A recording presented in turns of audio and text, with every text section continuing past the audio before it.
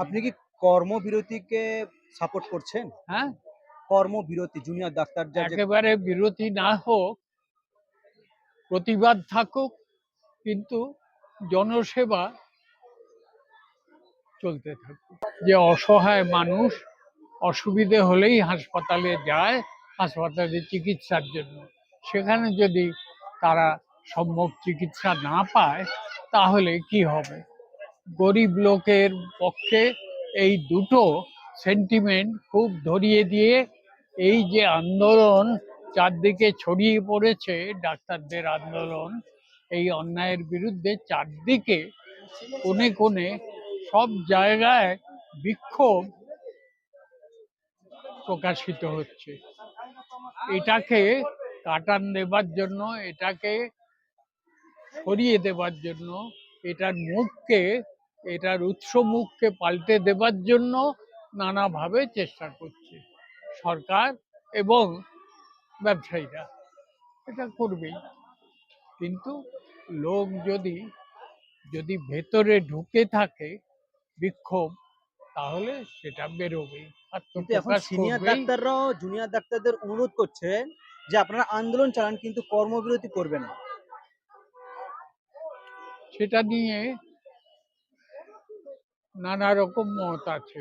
হ্যাঁ, এই এটাও একটা ইস্যু যে কিছু লোককে আন্দোলন থেকে সরিয়ে দেওয়া, যে গরিব লোক, সাধারণ লোক চিকিৎসা পাচ্ছে না, সাধারণ লোক, গরিব লোক, এইটাই পুজোর সময় রুজি রোজগার, এইটে বন্ধ হলে কি করে হবে?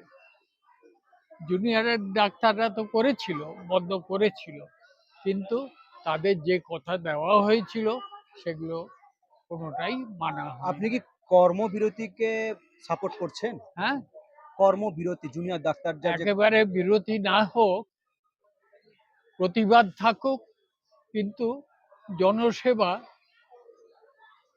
চলতে থাকুক। সুপ্রিম কোর্ট হ্যাঁ, সুপ্রিম কোর্টও বলেছে কিন্তু কাজে ফিরতে। হ্যাঁ বলুন। সুপ্রিম কোর্ট বলেছে জুনিয়র ডাক্তারদের কাজে ফিরতে। সুপ্রিম কোর্টের কথা হ্যাঁ, অমান্য কাজে ফিরছে, কিন্তু সুপ্রিম কোর্ট ওই দিকটা দেখেনি, মাটিয়া কলেজের ওই দিকটা দেখছে না, যে তাদের ওপর যে গ্রস অন্যায় হয়ে গেছে, সেটা শুধু জুনিয়র ডাক্তারদের না, এটা মানবতার বিরোধী। 50 দিনও তো কম কথা নয় ভাই। হ্যাঁ, ধরনটা তো দেখতে পাওয়া যাবে। আমি এই দিকে হাঁটছি না এই দিকে হাঁটছি, সেটা তো বোঝা যাবে।